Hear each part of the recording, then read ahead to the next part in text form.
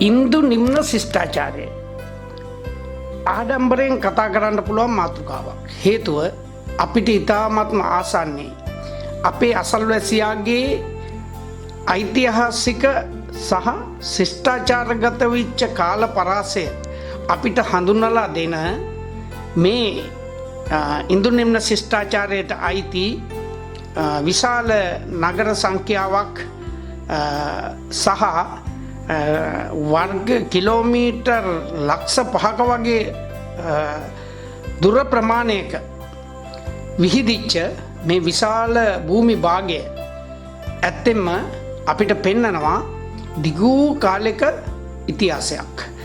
ඒ කාලේ ජීවත් වෙච්ච මිනිස්සුන්ගේ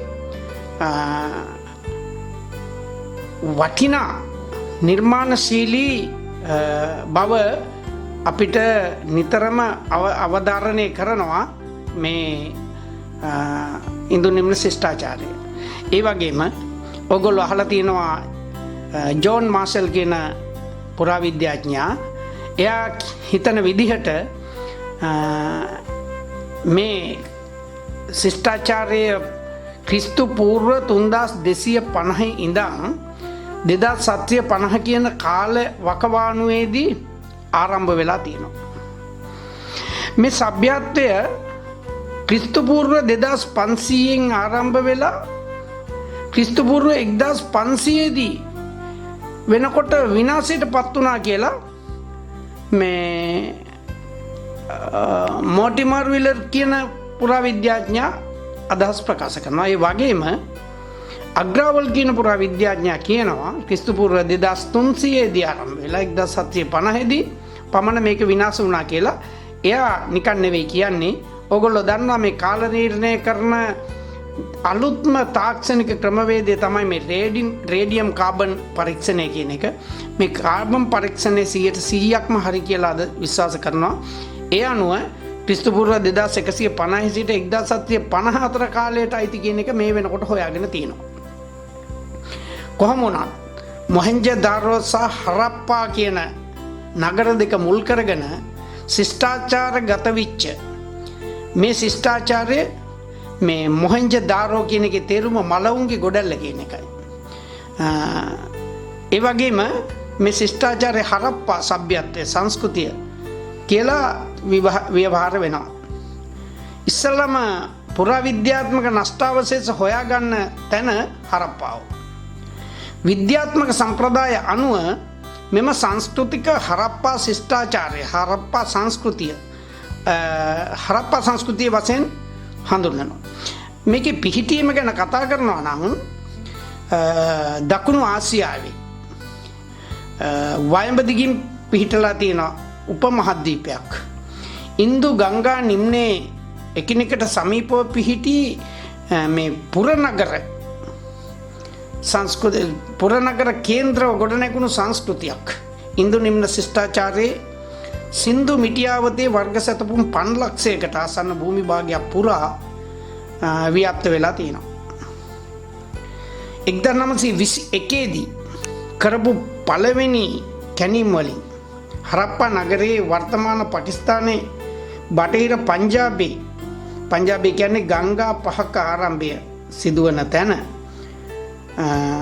මොන්ටිගෝමර් දිස්ත්‍රික්කයේ රවි නදිය මේ වත්මන් මොහෙන්ජදාරෝ නගරේ පාකිස්තානයේ සින්ධි ලර්කානා දිස්ත්‍රික්කයේ පිහිටලා තියෙනවා.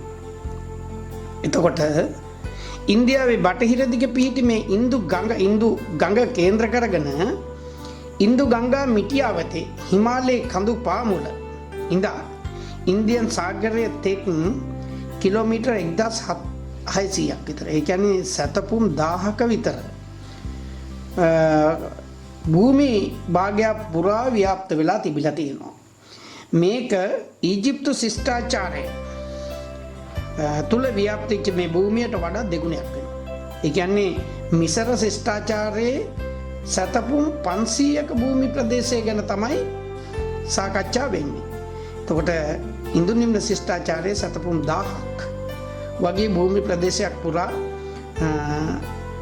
මේක ව්‍යාප්ත වෙලා තියෙනවා කියලා තමයි විශ්වාස කරන්නේ. උතුරින් ජුම්නා නදියේ උක්ලීන යත් දකුණින් කාතිවාර ප්‍රදේශයත් කැම්බෝ සමුද්‍රවංකය නර්මදා තප්ති ගම්මෝය සිමිලා කඳුවැටියේ පිහිටි රූපාර් සිට අරාබි මුහුදු වෙරළේ සුක්න ජොන්දාර් තෙක් සතපුම් 1000ක් නවදෙල්ලියෙන් සතපුම් 28ක් නිරිත දිගින් පිහිටි යමුනා නදී නිම්නේ ඇලම්ගීර්පූර් දක්වා විහිදෙනවා මේ භූමි ප්‍රදේශය. හප්පා කොච්චර විශාල භූමි ප්‍රදේශයක්ද කිව්වොත් එහෙම අපිට මේ ගැන තොරතුරු ජීවිතාන්තය දක්වා හොයන්න බැරි වෙයි. ඒ තරමටම සුවිශාල භූමි ප්‍රදේශයක් පුරා ප්‍රධාන නගර දෙකක් සහ තවත් නගර 14ක් ආශ්‍රේ ව්‍යාප්ත වෙච්ච මේ නගර 14ක් නෙවෙයි 17ක් හම්බ වෙනවා. මහා විශාල නාගරික ශිෂ්ටාචාරයක්. චන්හුදාරෝ කලිබංගන් ලෝතාල් වගේ පුරාණ ස්ථාන ඉන්දු නිම්නයට අය ප්‍රදේශය බැහැරව යුක්තජෙන්දෝර් කියන ස්ථානය දක්වා මේක දිවෙන සුවිශාල ප්‍රදේශයක්. ඉන්දු නිම්න ශිෂ්ටාචාරයේ ප්‍රභවය ගැන කතා කරනවා නම් මෙහි විකාශනය ගැන ඉන්දුනීසියානු ශිෂ්ටාචාරයේ හෙවත් හරප්පා සભ્યත්වය අපි එහෙමයි කියන්නේ. මේ ප්‍රභවය විකාශනය වෙන්නේ එහි අවසානයේ පිළිබඳව විද්වත්තු දරන මතවාද එක තමයි අපිට කතා කරන්න වෙන්නේ. ඉන්දු නිම්න සભ્યත්වයේ ඉන්දියාවේම ප්‍රභවයක් කියලා තමයි බොහෝ විද්වත්තු අදහස් ප්‍රකාශ කරන්නේ. තවත් කට්ටිය කියනවා මේක මිසර ශිෂ්ටාචාරයෙන් පැවතගෙන එන බව. තවත් කට්ටිය කියනවා සුමේරියන් ශිෂ්ටාචාරයෙන් බිඳිච්ච සාකා ශිෂ්ටාචාරයක් බව. තවත් මධ්‍යම ආසියාවේ ව්‍යාප්ත වෙච්ච ඉන්දු නිම්නයට විහිදී ගිය එකක් කියලාත් තව කට්ටිය කියනවා. ක්වේටා සහ ශෝබි වර්තමානයේ පාකිස්තානයට අයිති භූමියක්.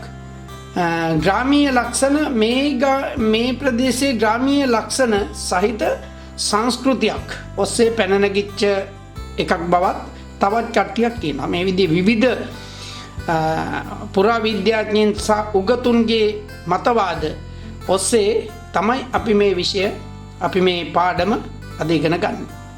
ඊට දක්වපු මේ ඉන්දීය දේශීය උගත්තු ගොඩාක්ම කියන්නේ ඉන්දු නිම්න ශිෂ්ටාචාරයේ ඉන්දියාවේම ප්‍රභවයක් බවයි. මොකද ඒක තමයි ඉන්දියානුවන්ගේ ආඩම්බරය. ඒ සඳහා පදනම් වෙච්ච ඒ සඳහා ඊට ආවේනික ලක්ෂණ කිහිපයක් ඒගොල්ලෝ ගෙනහැර දක්වනවා මේක ස්ථිර කරන්න. එකක් තමයි ඒකාග්‍රතාවය සහ හුදකලා බව. ඒ කියන්නේ එකම විදිහේ සියලු දේවල් ව්‍යාප්ත වෙන බව සහ තනියෙන් ගොඩ නැගිච්ච බව. අනිත් එක අධිරාජ්‍ය තත්ත්වයේ පාලන තන්ත්‍රයක් මේකේ තිබිලා තියෙනවායි කියන එක විශ්වාස කරනවා. ඒ දැනට තිබුණ සංස්කෘතික හා කලා ලක්ෂණ අනුවයි මේවා ප්‍රකාශ කරන්නේ. අනික මේ වළං කර්මාන්තය සහ උසස් තත්ත්වයක පිහිටලා තියෙනවා. ඒ කියන්නේ ඉන්දු නිම්නයට ආවේනික ලක්ෂණ මේ එකිනෙකට හරහට කැපෙන රවුම් වලින් යුක්ත රටා මේ බෝගහ එහෙම දැක්වෙන මෝස්තර වලින් යුක්තයි මේගොල්ලන්ගේ නිර්මාණ. අනිත් එක මේ මුද්‍රාව දක්නට ඇති මොල්ලිය සහිත ගොන අලියා රයිනෝසිරස් වගේ සත්තු ඒ සංකේත අනිත් සભ્યත්වල දක්නට නැහැ කියන එක. අනිත් එක තමයි මේ සැලසුම් සහගත නගර නිර්මාණයක් තියෙනවා කියන එක. අනිත් එක තමයි බටහිර ඉන්දියාවේ අකුරු අක්ෂර සමග ඍජු සම්බන්ධතාවයක් නැති අක්ෂර ක්‍රමයක් මේකේ තියෙන එක. මේ ලක්ෂණ අනුව පුරාවිද්‍යාඥයන්ගේ අදහස වෙන්නේ මේ ශිෂ්ටාචාරයේ පරිණත අවස්ථාවකට ඇවිල්ලා හදිසියෙම විනාශ වෙලා ගිය බවයි. ඔයගොල්ලෝ දැකලා ඇති ඔයගොල්ලෝ බැලුවද මන් දන්නේ මේ මොහෙන්ජදාරෝ කියන චිත්‍රපටිය බලන්න. මේකෙන් ලොකු කතන්දරයක් ඔයගොල්ලන්ට හිතන්න බෑ. චිත්‍රපටියක් නිසා ඒකේ ආදර සම්බන්ධතාවයත් එක්ක තමයි මේ චිත්‍රපටිය විකාශනය වෙන්නේ. ඒ වුණාට මෙහිකෙදි යම් කිසි දේවල් අර පූජකතුමා ගැන හොඳ විස්තරයක් යනවා. ඒ සමාජයේ පිළිගත් පූජකවරයෙක්. එතකොට අපිත් මේ නිර්මාණේ පූජකවරයෙක්ගේ රූපයකට විශිෂ්ට තැනක් ලැබෙනවා. මේ පූජකරුව අනිත් කලා කටයුතුත් එක්ක බලනකොට ඉතාමත්ම ඉහළ තත්වයක තියෙනවා. මේ ඒක නිසාම මේ ඉන්දු නිම්න ශිෂ්ටාචාරයේ විවිධ ජන කොටස් කීපයකින් සමන්විත වෙච්ච සමාජයක් විදියට අපිට විශ්වාස කරන්න පුළුවන්. කැණීම් වලදී හම්බ වෙච්ච ඇට සැකිලි හිස් කබල් ආශ්‍රයෙන් හොයාගත්ත තොරතුරු මේ මානව වංශයේ විද්‍යාත්මක තොරතුරු අනුව ඉන්දු නිම්න ශිෂ්ටාචාරයේ මේ ඔස්ට්‍රලොයිඩ් කියන මානව මොංගොලොයිඩ් කියන ඇල්පයින් කියන ජන කොටස් ඒ මානව වර්ග මෙහි ජීවත් වෙච්ච බවට සාධක තියෙනවා.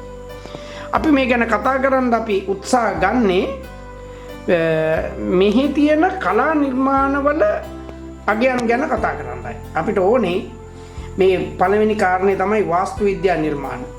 අනිත් එක ගල් සහ ලෝහ ප්‍රතිමා, අනිත් එක මුද්‍රා, ආභරණ හා මෙවලම්, සෙල්ලම් බඩු, මැටි බඳුන් රාශියක් හම් වෙලා තියෙනවා. මේවා තමයි ඉතිහාසයේ කතා කරන මෙවලම්. ඉතිහාසය ගැන කතා කරන්න තියෙන සාධක, ඉතිහාසයේ ජීවත් වෙච්ච මිනිස්සු ගැන හොයා බලන්න තියෙන මූලාශ්‍ර. මේවත් එක බලනකොට මේවා මේ බොහොම පැහැදිලිව ඉන්දියානු සංකල්ප පමණක් නෙවෙයි, මේවට සුමේරියන්, මිස්ර වැනි ජාතීන්ගෙන් යම් යම් සම්බන්ධකම් ඇති වෙලා තියෙනවා කියලා අපිට විශ්වාස කරන්න පුළුවන් තත්ත්වයක් තියෙනවා. අපි ඉස්සෙල්ලාම බලමු මේ වාස්තු විද්‍යාව ගැන. ඒ කියන්නේ කොහොමද මේගොල්ලෝ ගෙවල් හදාගෙන තියෙන්නේ, කොහොමද මේගොල්ලන්ගේ නිර්මාණාත්මක නගරය බිහි කරලා තියෙන්නේ කියන එක. මේ හරප්පා ශිෂ්ටාචාරය, මේ ශිෂ්ටාචාරය බැලුවොත් එහෙම මේ හරප්පා ශිෂ්ටාචාරයේ මේ පිටත නගරයක් විදිහටත් මොහෙන්ජදාරෝ ඇතුලේ තියෙන නගරයක් විදිහටත් බිහි කරලා තියෙනවා. මේ ඉදිකිරීම් නිර්මාණ පිළිබඳව බොහෝම හොඳ හැඟීමක් අපිට ලැබෙන්නේ මොහෙන්ජදාරෝවේ. මොහෙන්ජදාරෝවේ නගර සැලැස්ම ගත්තොත් එහෙම මේ ඇතුළු සහ පිටත නගර කියලා කොටස් දෙකක් විස්තර වෙනවා. හරප්පාවේ දකින්න පුළුවන් ඒ විදිය සලකනු වල අඩිතාලම් විතරයි. හැබැයි හරප්පාවට වඩා විශේෂයක් නිවැරදි තොරතුරු ලබා ගන්න පුළුවන් මේ හරප්පා ඉදිකිරීම් වල ගඩොල් වගේ මේ ලාහෝර් දුම්රිය මාර්ගයේ අවට නිවාස වල වැසියන් ගොඩක් වෙලාවට මේවා අරන් ගිහලා මේකේ තිබ්බ බඩු අරන් ගිහලා ඒකින්ද තමයි අපිට මේ සලකුණු විතරක් දකින්න ලැබෙන්නේ. උන්ගේ වල හදාගෙන තියෙනවා. දැන් අපේ අනුරාධපුරයේත් ওই විදිය දේවල් වුණා. සමහර වෙලාවට ඔය මේ මල්වතුවෙන් එගොඩට යන්න තිබුණු ගල් පාලම ළඟට ගිහිල්ලා බලනකොට සාමාන්‍යයෙන් අඩි 10ක් 12ක් විතර දිග ගල් කුට්ටි අඩියක් විතර ඝනකමයි, අඩි 2ක් විතර පළලයි. මේ ගල් කුට්ටි වලට විච්ච දෙයක් නැහැ. ඒ ගල් කුට්ටි මේ පාලමෙන් ඉවත් වෙලා සමහර ගල් කුට්ටි නැහැ. දැන් වැටුණා නම් ගඟේ තියෙන්න එපා. මේවා වැටිච්ච විදිහක් තියෙන්න එපා. මේ ගල් කුට්ටු අතුරුදහන් වෙලා මෙච්චර මහා විශාල ගල් කුට්ටි අතුරුදහන් වෙලා. ඊළඟට මේ ග්‍රීක කලාව ගැන අපි කතා කරනකොට ග්‍රීක කලාව ග්‍රීසිය රෝමයට යටත් වුණාකින් පස්සේ උස්සන්න බැරි විදිහේ කිරිගරුඬ නිර්මාණ, මූර්ති නිර්මාණ මේ සටන් වලට ආපු මේ සටන් ශිල්පියෝ, හමුදා භටයෝ වගේ කට්ටිය ගෙවල් වලට උස්සන් ගිහලා තිනවා. කොහොම ගෙනිච්ච හොරුන්ට මේවා එකක්වත් බර නැහැ. අපේ රටෙන් ඔය යටත් විජිත යුගයේ ආරම්භ වෙනකොට අනුරාධපුරයේ තිබුණු වටිනා කලා නිර්මාණ රාශියක් අතුරුදහන් වෙලා තියෙනවා. සඳකඩපා, මුරගල්, කොරවක්ගල් මේ විදිහේ දේවල් ගොඩක් අතුරුදහන් වෙලා තියෙනවා. ඒකට හේතුව මේ හොරා කණේුන්ට මේවා ලොකු දේවල් නෙවෙයි. ඕන හොරෙකුට ඕන බරක් උස්සන්න පුළුවන්. අන්න ඒකයි. කොහොම වුණත් මේ ඇතුළු නගරය ඉදිකිරීම මේ කෘත්‍රිමව සකස් කරපු උස් වේදිකාව මත ඇතුළු නගරේ නිර්මාණය වෙනවා. අඩි 30 සිට 50 දක්වා උස්සලා තියෙනවා බිම. දිගින් අඩි 400ක්, පළලින් අඩි 200ක් විතර ඒ කියන්නේ අඩි 1200ක් දිගින් අඩි 600ක් වගේ පල්ලෙන් යුතු ඒ විදිහේ චතුරස්‍රාකාර ස්වරූපයක් ගත්ත කෘත්‍රිම වේදිකා තියෙනවා. මේ වගේ මේවා ඇතුළු නගරයේ පාලන මධ්‍යස්ථාන විය හැකියි. ඒ පාලන මධ්‍යස්ථාන තුල ඉදිවිච්ච සමහර ගොඩනැගිලි ඒවා පාලන සංකීර්ණයක් විදියට තමයි දකින්නේ. මේකේ ඇතුලේ ඉදිකිරීම් කටයුතු මේ බලකොටුවක ස්වරූපයක් ගන්නවා කියලා තමයි අපේ පුරාවිද්‍යාඥයන්ගේ අදහස තියෙන්නේ. මේ නගර සංකීර්ණය තුල මූලික ඉදිකිරීම් විදියට තමයි මේ උස් වේදිකාව මේකේ වටේ පවුරු මුරකුටි වගේ ලක්ෂණ දකින්න පුළුවන්. ඒ කියන්නේ නගරය ආරක්ෂා කරගන්න දැඩි උත්සාහයක් කරන් තියෙනවා. එක පැත්තකින් තමයි වතුරෙන් අනිත් පැත්තෙන් සතුරන්ගෙන්. වතුර සහ සතුරෝ මොහෙන්ජදාරෝ වස හරප්පා කියන නගර ආක්‍රමණය කරන්න දැඩි උත්සාහයක් කරන් තියෙනවා කියන එක මේකෙන් පේනවා. මේ ඇතුලේ පොකුණු ධාන්‍යාගාර ප්‍රභූ නිවාස මේවත් දකින්න ලැබෙනවා. ආරක්ෂාව පිළිබඳව තිබුණ ගත දැඩි උත්සාහය තමයි මේ චතුරස්‍රාකාර වේදිකා. මේ ගැන ඉතින් අපිට දිග විස්තරයක් කරන්න අවශ්‍යතාවයක් නැහැ. ඊළඟ කතන්දරේ තියෙන්නේ මේ වාස්තු විද්‍යා සැලසුම් වල තියෙන වටිනා අංග මොනවද කියන එක. එක පැත්තකින් මේකේ මේ මොහෙන්ජදාරෝ ඇතුළු නගර වලට පිවිසෙන දොරටු එකයි තියෙන්නේ. මොහෙන්ජදාරෝ වල තියෙන එක දොරටුවයි. මේ ප්‍රධාන දොරටුව ළඟ පඩිපෙළක් මුදුනේ පුංචි කොටියක් තියෙනවා. මේක සමහර විට මේ පිවිසෙන අය පිරිසුදු කරන්න පුළුවන් පිරිසුදු වෙලා ඇතුල් වෙන්න කියන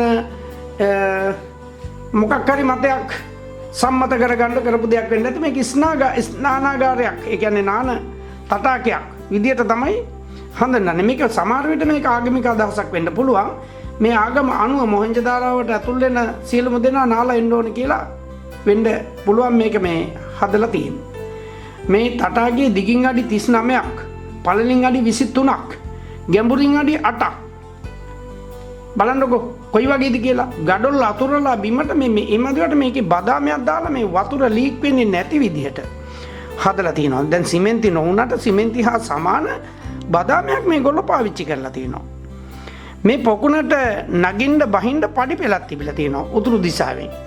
දකුණට ජලය සැපයන්න පුළුවන් මේ බැහැලා යන්න පුළුවන් ඉදී අවශ්‍ය ජල පද්ධති කානු පද්ධති පොකුණට ජලය සැපයන පද්ධති මේවා මේ ලිඳට පිටුපස්සෙන් පුංචි කාමර 8කින් යුතු පුංචි කුටි පේලියක් තිබිලා තියෙනවා. මේවා පූජකයන්ගේ නිවාස වෙන්නත් පුළුවන් කියලා තමයි කියන්නේ.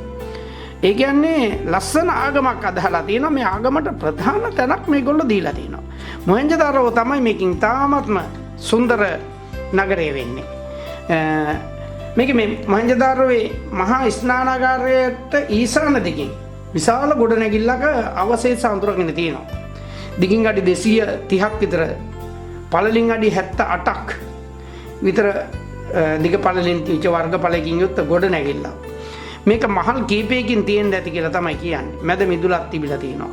කාමර සංඛ්‍යාව දැක්කකින් පස්සේ මේ විශාල පිරිසක් මේකේ වාසස්ථානයක් ලෙස ගන්න ඇති. බෂාම් කියන්නේ මේක මේ පාලකයාගේ ගොඩනැගිල්ල වෙන්න පුළුවන්. ඒ කියන්නේ රජමාලිගයේ වෙන්න පුළුවන් කියලා. ඇතුළු නගරවල ඒ කියන්නේ පාලකයෙක් විශේෂයෙන් මේ නගරය පාලනය කරලා තියෙනවා. නැත්නම් මේ විදිය නිදහස් සහ සංවිධානාත්මක නගරයක් පවත්වාගෙන යන්න අමාරුයි.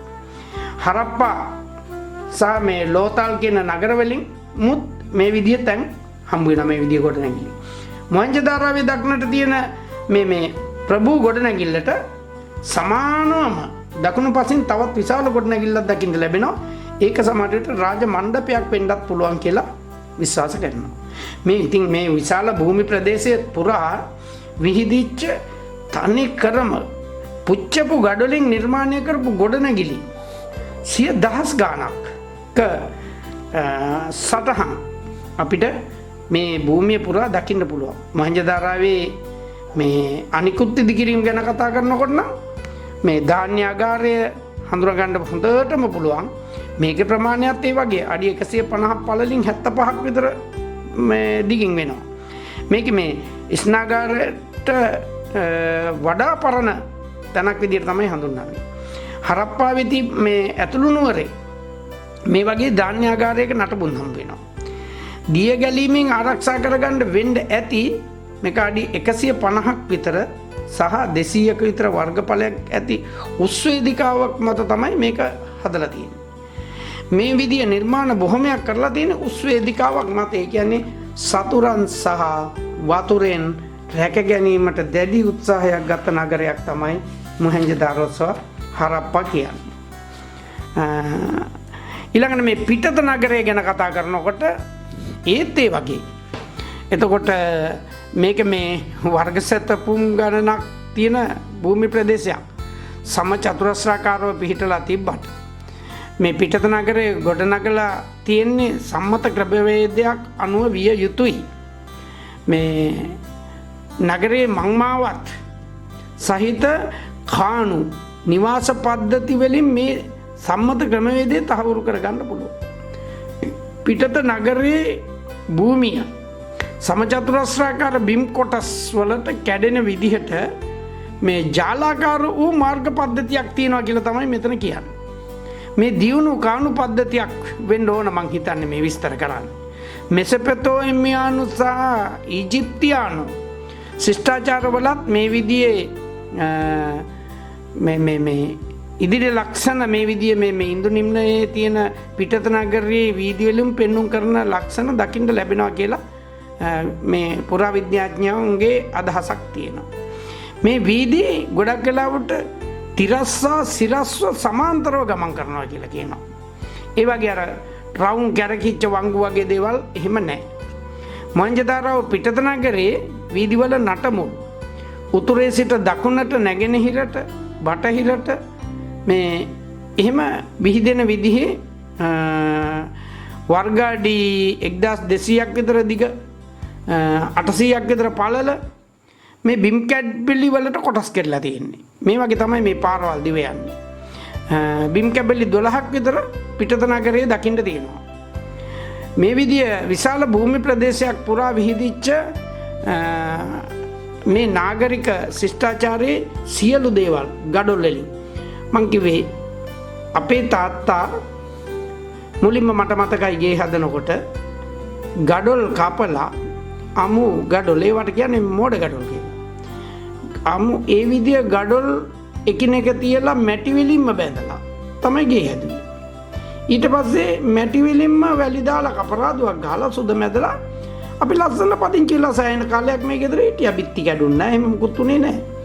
එතකොට හිතා ගන්න මේගොල්ලෝ ඊට වඩා කොච්චර ඉස්සරහද හිටියේ. මේගොල්ලෝ දියුණුම තාක්ෂණ මේවා ටෙරාකොටා කරලා මේවා පුච්චලා මොන තරම් කාලයක් දැන් මේ තවමත් පොළොයට දිගු අවුරුදු දහස් ගාණක් පොළොයට තිබිලා මේ කාණු පද්ධති ඇල පද්ධති ඊට පස්සේ මේ බට වතුර ගලාගෙන යන මැටි වලින්ම හදපු නල මාර්ගයක් මේගොල්ලෝ භාවිතා කරලා තියෙනවා පෙන්නලා තියෙනවා. මේ හිතා ගන්න බෑ මේ විදිහේ නිර්මාණශීලී කෞශල්‍යයක් පාවිච්චි කරලා තමුන්ගේ නිවාස ඉදිකරේ දිගු කාලයක් ජීවත් වෙන පිරිසක් කියලා අපිට විශ්වාස කරන්න පුළුවන් විදිහේ වාස්තු විද්‍යාත්මක නිර්මාණ මොහෙන්ජදාරෝ හරප්පා ශිෂ්ටාචාරය තුළ දකින්න ලැබෙනවා. මේ සියල්ලක්ම ඕගොල්ලන්ට මේ පින්තූර වලින් බලා ගන්න පුළුවන්. අනිත් එක තමයි වැදගත්ම දේ. දැන් මේ මෙසොපොතේමියා සහ ඊජිප්තු ශිෂ්ටාචාරවල ස්මාරක මූර්ති වගේ ඒවා නෙවෙයි මේ දකින්න ලැබෙන්නේ. මේගොල්ලෝ මිසරයේ සහ මෙසොපොතේමියාව රජවරුන්ගේ අවශ්‍යතාවයේ පාලකයන්ගේ බල පරාක්‍රමයේ පාරාවරුන්ගේ පාලනය ගැන උන්ගේ නගර අල්ලා ගැනීම සහ උන්ගේ යුදමය ක්‍රියාදාමයන් පෙන්වන්න මරුණකින් පස්සේ ඒගොල්ලෝ ගිහිල්ලා ඉපදෙන ඔය කා කියන ආත්මය සනසන්න ඒ විදිහේ පාරාවරුන්ගේ නායකයන්ගේ පාලකයන්ගේ අවශ්‍යතාව මත තමයි සියලුම නිර්මාණය උනේ බිහි උනේ. නමුත් ඉන්දු නිම්න ශිෂ්ටාචාරය කියන්නේ සමාජගත වෙච්ච මිනිස්සුන්ගේ ජීවන අරගලයක් දකින්න ලැබෙන භූමි ප්‍රදේශයක්. මේගොල්ලෝ කලා නිර්මාණය කරේ මිනිස්සුන්ට ආගමක් හරහා මේ ආගම ඇදහුවේ මිනිස්සු. දැන් අපිට පැහැදිලිව පේනවා සාමාන්‍ය ජනතාව පාවිච්චි කරන බොහෝ දේවල්. එතකොට සාමාන්‍ය ජනතාව ආගම විශ්වාස කරනවා. ඒකට හේතුව තමයි එකම පිහිට ආගම කියලා ඒගොල්ලෝ ඒ ආගම තුල ජීවත් වෙනවා. තාමත් එහෙමයි, එදත් එහෙමයි, දැමුත් එහෙමයි. ඉතින් අන්නේ සාමාන්‍ය ජනතාව වෙනුවෙන් කරපු නිර්මාණ, සාමාන්‍ය ජනතාවට මේ ආගම ඇදහිීමේ පහසුව ලබා දෙන්න කරපු නිර්මාණ විදියට තමයි මම දකින්නේ ඉන්දු නිම්න ශිෂ්ටාචාරයේ කලාකෘති. එකක් තමයි මේ පූජක රූපය. අනිත් එක තමයි මේ රතු හුණු ගලින් නෙලපු කවන්ද රූප. අනිත් එක මේ අලු පාට හුණු ගල් වලින් නෙලලා තියෙන නර්තන විලාසයක් දක්වන කවන්ද රූප. අනිත් එක මේ නලංගන රූප. මෙන්න මේවා ඊළඟට මේ මුද්‍රා, මැටි මුද්‍රා, මේවා විශේෂයෙන්ම දකින්න ලැබෙන්නේ ආගමික වටපිටාවක් මත කියන එක පැහැදිලි. මේ නිර්මාණ ඉන්දු නිම්න ශිෂ්ටාචාරයේ හම්බෙන සුවිශේෂ නිර්මාණ වශයෙන් සලකන්න පුළුවන්. මේ දක්වන මූර්ති නිර්මාණවල අමතරව මේ මෞදෙවඟන රූප ගොඩාක් හම්බ වෙනවා. මෞදෙවඟන පිදීම කියන ඒවා මේ ආගමික සංකල්ප අම්මට තියෙන සැලකිල්ල එදා ඉඳන් මේ සමහර විට තමුන්ගේ ආගමේ එක්තරා කොටසක් වෙන්න පුළුවන්. මේ ටෙරාකොටා වලින් කරපු නිර්මාණ අතර ප්‍රාථමික ලක්ෂණ දකින්න ලැබෙනවා ගොඩාක් දේ මේ මෞදෙවඟනගේ විශේෂයි. අර මුල්ම අපි කිව්වේ අර මිසරේ තිබුණ අඳුරු යුගයේදී තිබුණ ජාමිතික යුගයේ තිබුණ දේවල්, මේ පුළුල් උකුල, පියෝරු වගේ දේවල් ළඟ නිරූපණය කරනකොට මේකෙන් දකින්න පුළුවන් මේ තියෙන ගෝත්‍රික හැඩතල, අලංකාර පළඳනා වගේ දේවල් කොච්චර භාවිතා කරත් මේ තියෙන කලා නිර්මාණ වලට පාදක වෙලා තියෙනවායි කියලා. අපි බලමු මේ පූජකරුව. රැවුල සහිත මේ පූජකරුව හඳුන්වන බියඩ් මෑන් කියලා. මේ මහජදාරෝවෙන් තමයි හොයාගන්නේ. මේ එක්කේ මේ පූජකරුවේ ගලින් මේ හුණු ගලකින් තමයි නිර්මාණය කරලා තියෙන්නේ. ගලින් නිරපු පිරිම අතර ප්‍රධානම තැනක් ගන්න එකක් තමයි මේ සුදු පැහැති හුණු ගල්. මේ පූජක රූපය හඳුන්වන්නේ බියඩ් මෑන් කියලා. ඒ කියන්නේ රැවුල සහිත රූපය. මොහෙන්ජදාරෝ නගරයෙන් හොයාගත්තේ හදලා තියෙන්නේ සුදු වැලි ගල් වලින්, සුදු හුණු ගල් වලින්. මේ පූජකරුව මේ ගලින් නෙලපු පිළිම අතර ප්‍රධාන තැනක් ගන්න එකක් හිරිගල්. මේක හදලා රතු පාට ආලේප කරලා තියෙනවා කියලා තමයි හොයාගෙන තියෙන්නේ. උඩුකය විතරයි. උසින් අඟල් 7ක්. ඊළඟට මේකේ මේ අර තත්ත්වාකාර නිරූපණය කියලා කියන්නේ මේක මේ ස්වභාවිකවාදී ශෛලිය තමයි භාවිතා කරලා තියෙන්නේ. ඒ විදිහටම නිරූපණය කරලා තියෙනවා. හැබැයි කොහොම කිව්වත් මේකේ එක්තරා ශෛලියක් අපිට දකින්න ලැබෙනවා. ඒකයි ඒකේ තියෙන විශේෂය. මේකේ මේ මූණ මේ ඉස්සරහ බලාගෙන ඉන්න රූපයක් දිගටි S2ක් තියෙනවා. ඝනකම තොල් තියෙනවා. මේකේ මේ පුළුල්ව තියෙන නාසය සහ කැඩිලා බිඳිලා ගිහිල්ලා තියෙන නාසය. හිසකෙස් හොඳින් පීරලා ලස්සනට. ඒ වගේම මේ හරි මැදින් දෙකට බෙදලා බොහොම හික්මීමක් තියෙන කෙනෙක් තමයි පූජකවරයෙක් කියලා කියන්නේ. මේ පටු නලල මත ගාංචුවක් තියෙනවා පටි නලල් පටියේ මැද. පිළිවෙලකට සකස් කරපු උඩු රැවුල. ඉරි වලින් තමයි පෙන්නලා තියෙන්නේ. වම් උරේස වැහෙන විදියට සාලුවක් පොරවගෙන ඉන්නවා. මේකේ මේ කැඩිලා ගිය බාහුවක පටියක් පළඳගෙන ඉන්න ගති ලක්ෂණ පෙන්වුම් කරනවා. විශේෂයෙන්ම මේ මූණේ මේ තොල් වල තියෙන ඝනකම නහය වගේ දේවල් දකින්නකොට අපිට හොඳටම තේරෙනවා මේ මොන්ගොලයිට් මිනිස්සු වහන්සේ නිර්මාණයක් විය යුතුයි කියලා. ඒකාංශ කරපු මේ සලුව තුම්පෙති හැඩයක් බොහොම ලස්සන මුද්‍රණය කරපු විදිහක් අපිට දකින්න ලැබෙනවා. දැන් අපි මුද්‍රණ චිත්‍රයක් අඳම ව්‍යාප්ත මොස්තරයකට සුදුසු මොස්තරයක් අඳින්න කිව්වගෙන් පස්සේ ළමයින්ට තවමත් තේරෙන්නේ නැහැ මේ මොකද්ද මේ අපි කතා කරන සම්පින්ඩනය කියලා. එකතුව කියලා. වර්ණ රේඛාවල හැඩතලවල එකතුව මොකක්ද කියලා මෙතන ඊටත් වඩා ලස්සනට ඒක තේරුම් අරගෙන කරපු නිර්මාණයක් තමයි දකින්න ලැබෙන්නේ. මේ සලු පොරෝපු මිසර බැබිලෝනියානු ක්‍රීට කියන්නේ ග්‍රීක සංස්කෘති වල දක්නට ලැබෙන ලක්ෂණ මේකෙත් ඒ විදිහටම දකින්න ලැබෙනවා කියලා තමයි මම හිතන්නේ. මේක ඉන්දියානු සංස්කෘතියට අයිති නොවන බව තමයි අපේ ඉතිහාසඥයෝ ගොඩක් දෙනෙක් කතා කරන්නේ. මේ සලකුණෙන් දේවත්වය හැඟවෙනවා කියලත් විශ්වාස කරනවා මේ තුන්පෙති පත්‍ර මෝස්තරවලින්. මේ නිර්මාණය ටිකක් මේ ඒකාංශ කරපු සලුව අඩවන් දෙනෙත් හිස මුඩු කරපු ගතිය වගේ කලා ලක්ෂණ භාවනානුයෝගී පූජකරුවක් කියලා තමයි හැඳින්වෙන්නේ.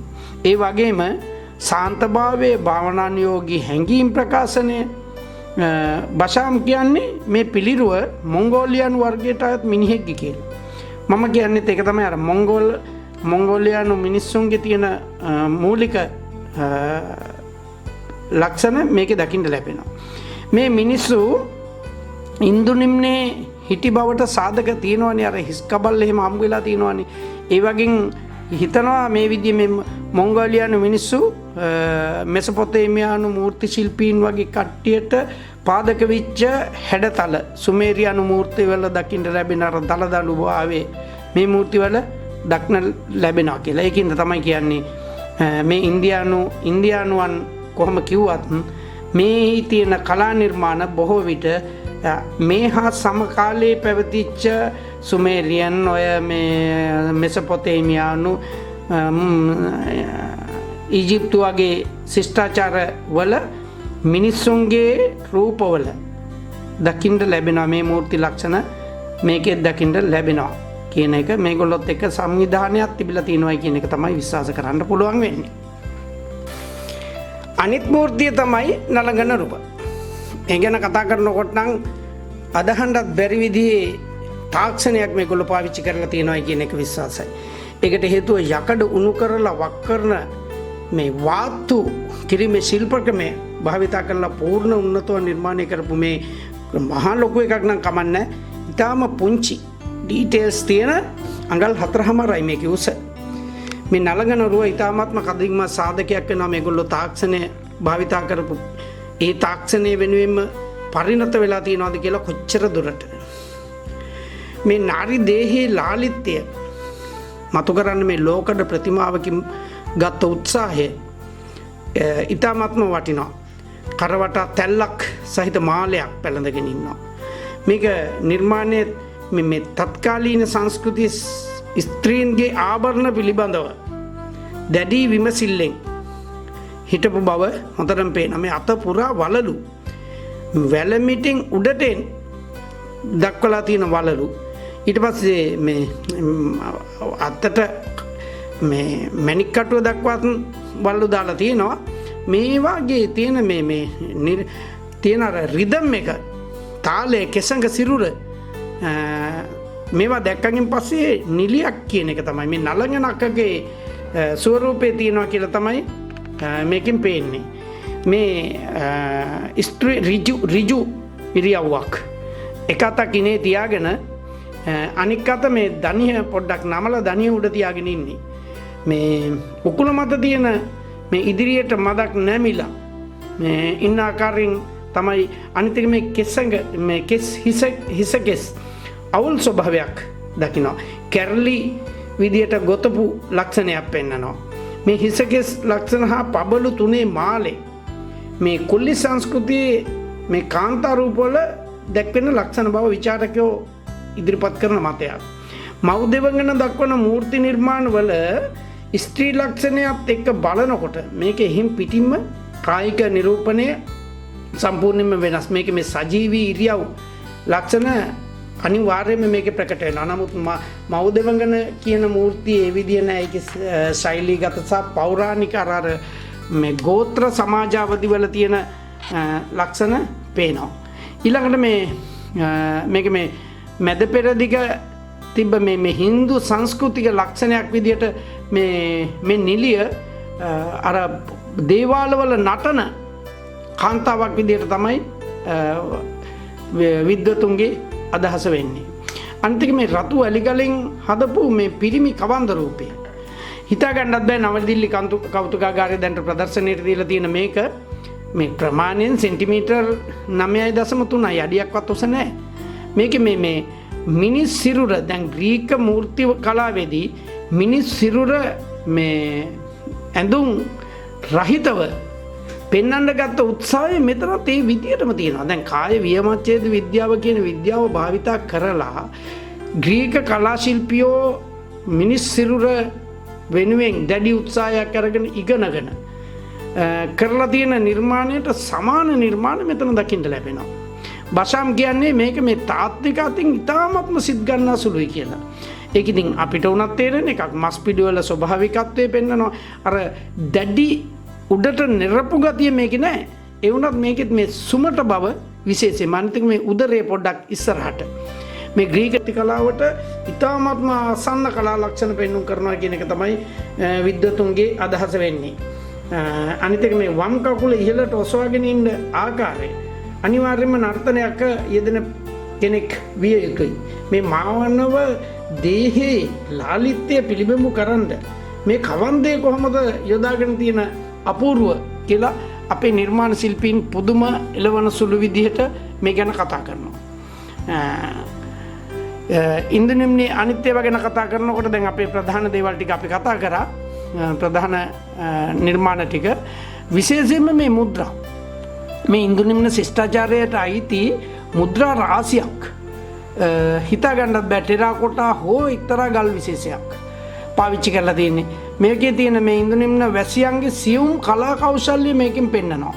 මේ නිර්මාණ අංගයන් වශයෙන් හඳුන්වන්න පුළුවන් මේ නිර්මාණ තුල ඉන්දියානු සතුන් සහ ඉන්දියානු මිනිසුන් ඒගොල්ලොන්ගේ නිර්මාණාත්මක සහ මේ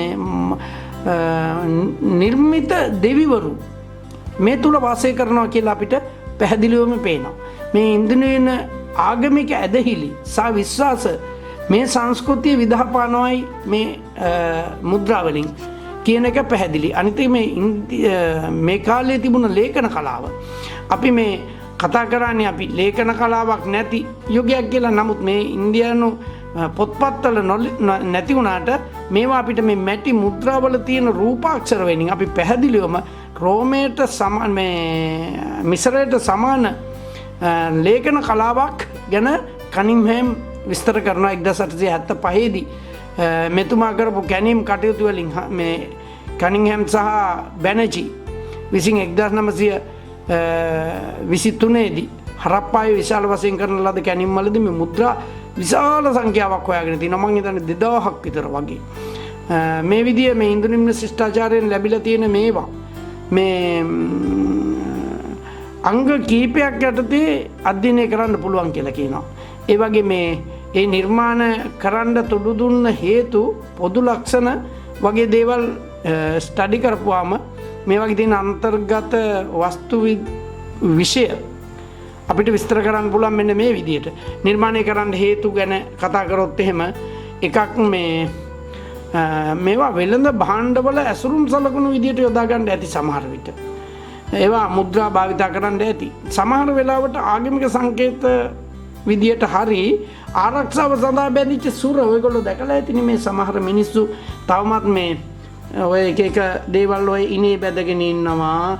ඔයගොල්ලෝ ඉස්සර අහලා තියෙනවද මන් දන්නේ මේ වෙඩි නොවදින හෙන රාජ තෛලය කියලා මේ තෙල් జాතියක් මේ පුංචි බෝතලයක බැඳලා සමහර කට්ටිය මේ කලවේ බැඳගෙන ඉන්නවා. අන්න ඒ විදිය අවස්ථාව නිරූපණයන් සඳහා භාවිතා කරන්න ඇති කියලා විශ්වාස කරනවා. අනිත් එක මේ අවසර පත්‍රය සමහර විට පාස් එකක් මේ මාල පෙති වලට පෙන්ඩන්ට් වලට වගේ යොදා ගන්න වෙන්නත් ඇති. ඒ විදිහේ වේවල් වෙන්නත් පුළුවන්.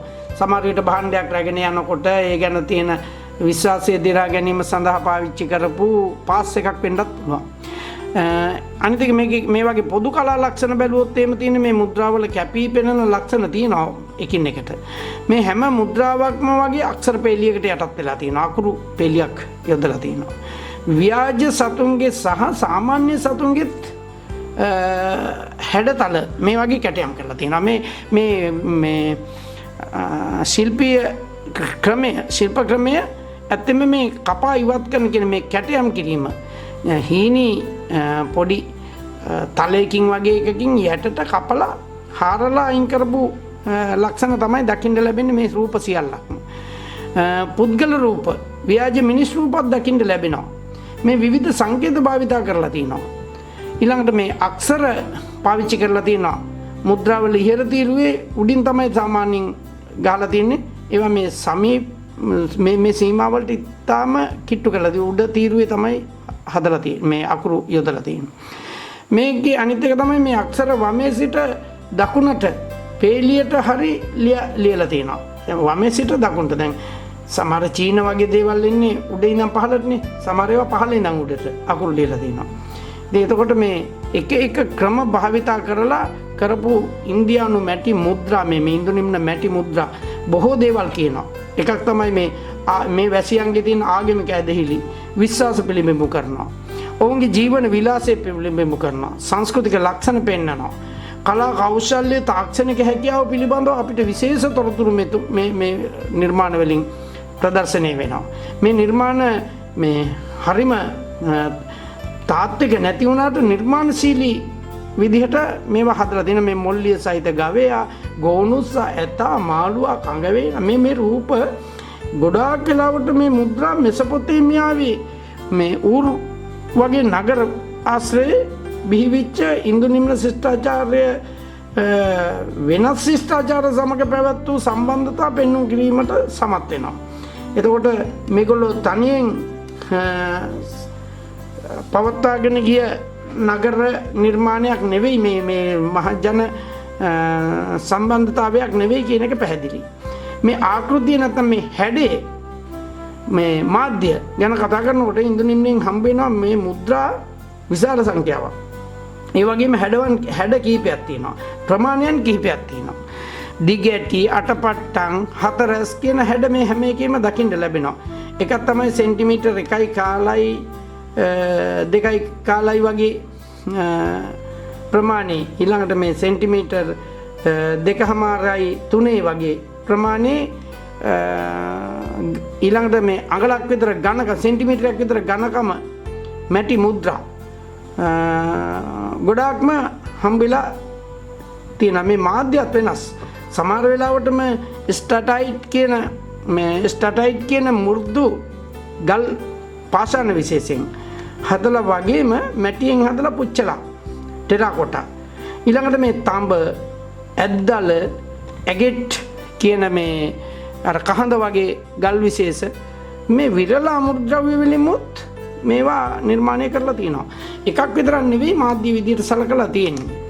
අන්තර්ගත වස්තු විශේෂ ගැන කතා කරනවා නම් මුද්‍රා සඳහා භාවිතා කරලා තියෙන මේ ඔය වර්ගීකරණය කරන්න පුළුවන් දේවල් මේ සත්තු සහ කැටයන් මේ සංයුක්ත කරන ලද රූප කැටයන් මේවා මානව රූප නිර්මාණයන් සහිත කැටයන් වශයෙන්මුත් අපිට වෙන් කරලා හඳුනා ගන්න පුළුවන් වෙනවා.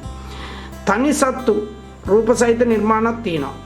මේ ශිෂ්ටාචාරයෙන් හම්බ වෙච්ච වැඩි මුද්‍රා ප්‍රමාණයක දැක්වෙන්නේ සත්තු.